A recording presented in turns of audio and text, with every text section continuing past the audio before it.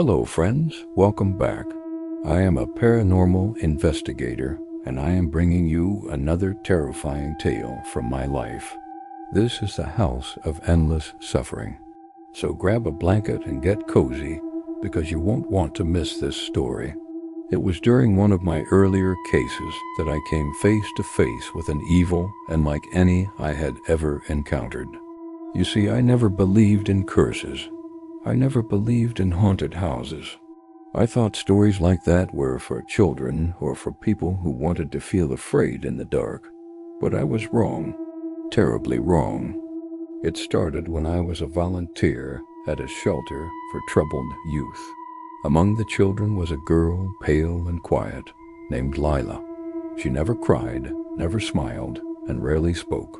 But sometimes, in the dead of night, I'd hear her whispering to herself, murmuring things I couldn't understand. One evening she said something that froze me. "They are still watching. The house? It's waiting." I laughed nervously, thinking it was just a child's imagination. But her eyes, they were empty, hollow, like she had seen something no one should ever see. A week later, I found a letter slipped under my office door. It was old, edges yellowed, the ink faded but readable. "If you wish to understand, come to the house. But beware, once you enter, you may never leave." I should have thrown it away. I should have stayed far from it, but curiosity gnawed at me. Lila had spent months speaking of this house in hushed tones, describing its walls that whispered and its rooms that shifted when no one was watching. I had to know the truth. So I set off, following the instructions laid out in that ominous letter. Days later, I found myself standing before the imposing facade of the house described in the letter. Despite having traveled for days, it was as if the house had been hiding, shrouded in a perpetual mist that veiled its presence from casual sight. Now that I had arrived, however, it loomed before me in all its dark grandeur. The drive to the house had been long and uneventful, but as I neared my destination, a thick fog rolled in, blanketing the road ahead. I slowed the car, my headlights cutting through the gloom, but the thick fog obscured everything beyond a few feet. The trees lining the road pressed close, their branches clawing at the car like skeletal fingers reaching for the light. And then, as abruptly as it had descended, the fog lifted, and there it was. The house stood before me, silent and imposing, as if emerging from the mist to claim me as its own. The windows were dark and uninviting, like empty sockets staring into my soul. The silence was heavy, broken only by the pounding of my heart. As I stepped out of the car, a chill wind swept across the lawn, sending goosebumps erupting across my skin. The temperature plummeted, and the air grew heavy, laden with a cloying sweetness that hinted at decay. Taking a deep breath, I began the trek up the overgrown path leading to the house. Each step echoed the finality of my decision, each footfall resonating with the unsettling silence of the surroundings. The closer I got, the more oppressive the atmosphere became. The sweet, sickly smell intensified, mingling with the scent of damp earth and decaying leaves. And then I stopped. Before me stood a structure of immense proportions, a testament to an era when opulence knew no bounds. The facade was a study in contrasts, the stately grandeur of the architecture juxtaposed against the creeping tendrils of vines that scaled the walls. The once pristine windows were now tarnished and grimy, offering a glimpse into the cavernous depths of the house. And as I stared, I felt a sudden shift in the air, as if unseen eyes were upon me, weighing my every move. I reached out to knock, my hand hovering over the weathered wood of the door, and in that moment I hesitated. An irrational fear gripped me, urging me to turn back, to flee while I still could. But curiosity, that insatiable thirst for knowledge, held me fast. With a deep breath to steady my nerves, I knocked.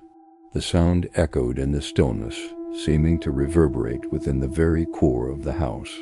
And I waited, the seconds stretching into an eternity as I strained to listen for any response.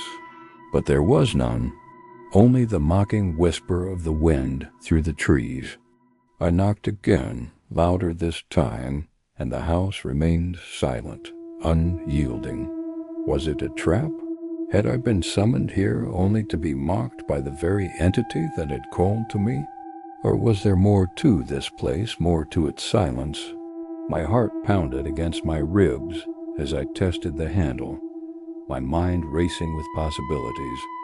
What would I find within those dark, uninviting rooms? What secrets did the house hold, and would I be able to bear the weight of its revelations? With trembling fingers, I pushed open the door. The hinges moaned in protest, as if disturbed by my intrusion, and I stepped inside. Immediately, the chill intensified. The air grew thick, stifling, pressing down on me with an oppressive weight. The silence was absolute, broken only by the sound of my own ragged breathing. I was utterly alone, or so I thought. A floorboard creaked above me, and my head snapped up, my eyes searching the darkness for the source of the noise. Had I really imagined it, or was I truly not alone in this house?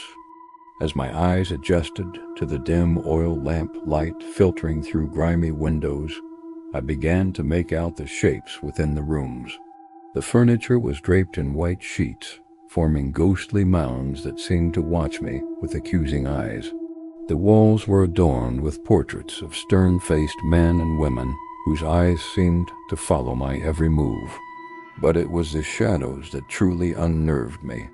They writhed and twisted, taking on grotesque forms that danced at the edge of my vision.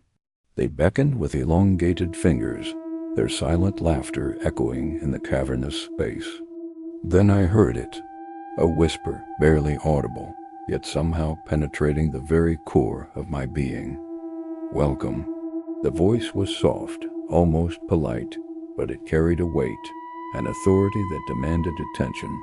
I turned, but there was no one there. The room was empty, the shadows my only company.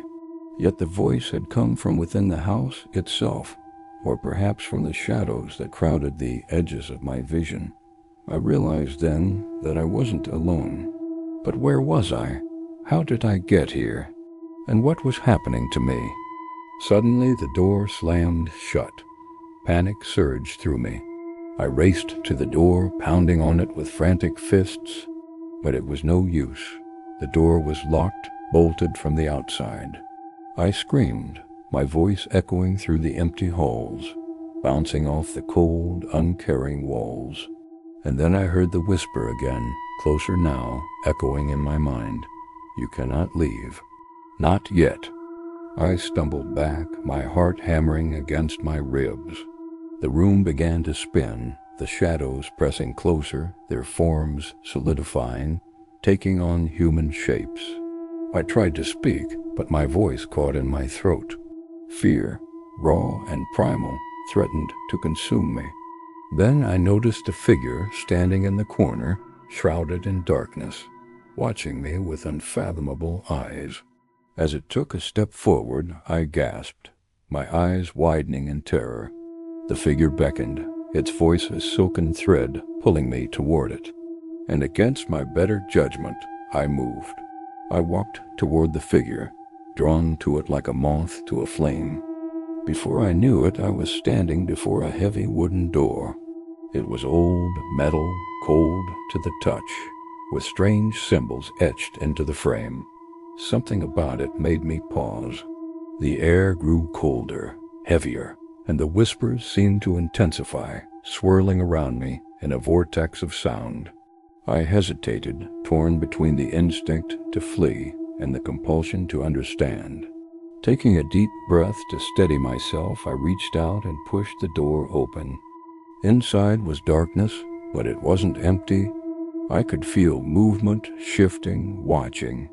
And in the center, I saw the girl I had met at the shelter. She was small, smaller than I remembered, and she sat huddled on the floor. She didn't scream. She didn't even look up. She simply trembled. And then I saw them. Emerging from the shadows were figures tall and gaunt, their faces obscured by darkness. Their eyes, however, burned with an eerie glow, fixing me in their sights. They moved with a disturbing grace, gliding toward me, their presence suffocating, their intentions unclear. And as I stood frozen in terror, they closed in. The girl continued to stare at me, her expression vacant, her eyes devoid of emotion. In her gaze I saw a depth of understanding that both fascinated and frightened me. It was as if she were privy to secrets that lay beyond the realm of human comprehension. The figures had formed a circle around me, their silence deafening. I tried to speak, to ask questions, but my voice failed me. I was trapped in a nightmare from which there seemed to be no escape.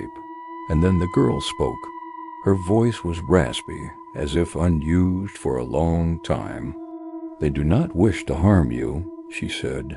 "They want your awareness, your understanding." As I struggled to comprehend her words, the figures began to move. They swayed and shifted, creating patterns that seemed both ancient and alien. It was a ritual of some kind, but one that transcended my understanding. There was no chanting, no incantations, only the rhythmic movements that seemed to echo the pulse of the earth itself. The girl watched impassively, her eyes gleaming with a strange light. I wanted to break free, to shatter the silence with a scream, but I couldn't. I was held captive by a force I couldn't understand, compelled to witness the unfolding spectacle before me. It was as if they were preparing me for something, testing my resilience, gauging my capacity to bear witness to the unknown. After what felt like an eternity, the ritual ended as abruptly as it had begun. The figures froze, their bodies stiffening, and the girl turned toward me. Her eyes, filled with a wisdom that defied her years, seemed to pierce through my facade, reading my thoughts, dissecting my fears. "Why are you here?" she asked, her voice echoing in the vast emptiness of the room. In that moment I realized that I had sought this out. I had been driven by an insatiable curiosity, a thirst for knowledge that had led me to this place, to this moment. But as I met the girl's gaze, I knew I had stumbled upon something profound, something that lay beyond the confines of human comprehension. And in the silence that followed, I understood. This house didn't want to harm people in a physical sense. It wanted something deeper. It wanted to test the soul, to strip away fear and doubt, leaving only awareness of the unknown. It was a journey into the abyss, a confrontation with the deepest recesses of existence. And I was only beginning to understand its purpose. As the night wore on, I delved deeper into